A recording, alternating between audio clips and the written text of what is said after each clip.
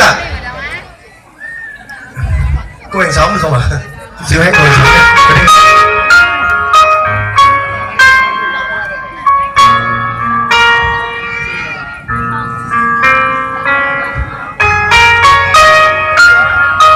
Các bạn nhìn thấy cái tay của mình giơ lên cái một cho tôi được không ạ? Xin cảm ơn rất nhiều.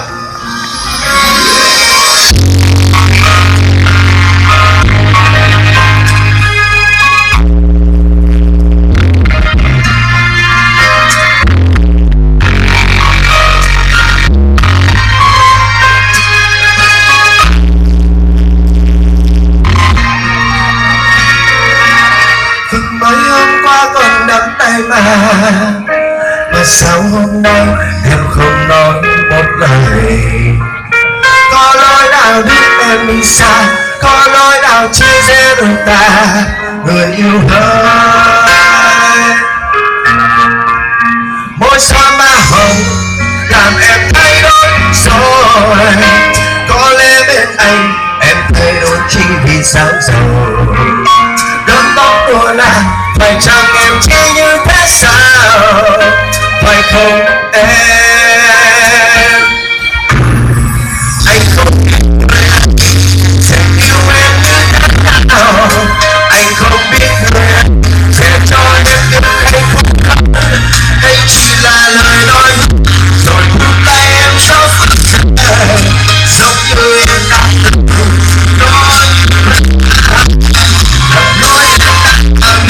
Còn chạy vò trong tâm trí em, lương tâm em tôi nghĩ mỗi phút mắt em buồn. Phải chi em quay đầu lại thì thời gian sẽ thay đổi rồi, là một người con anh đã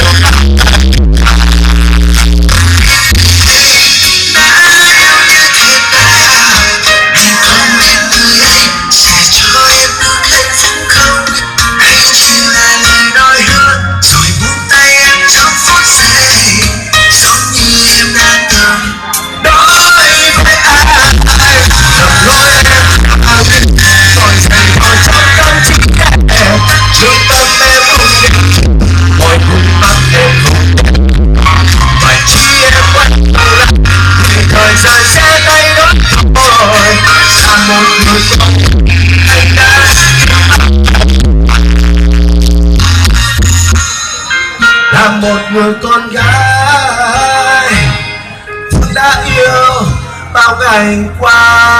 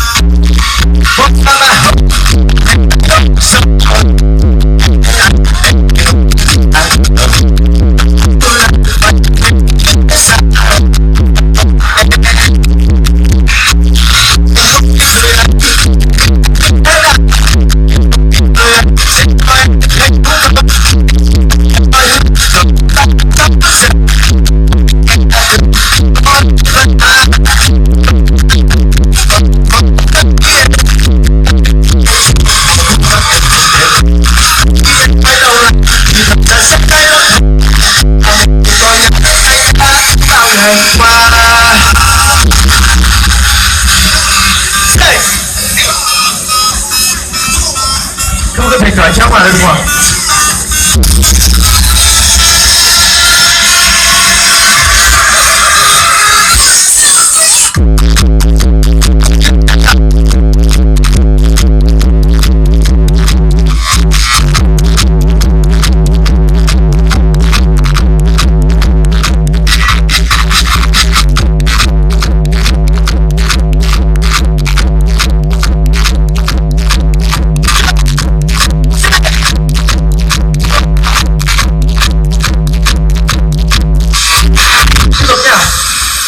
Summer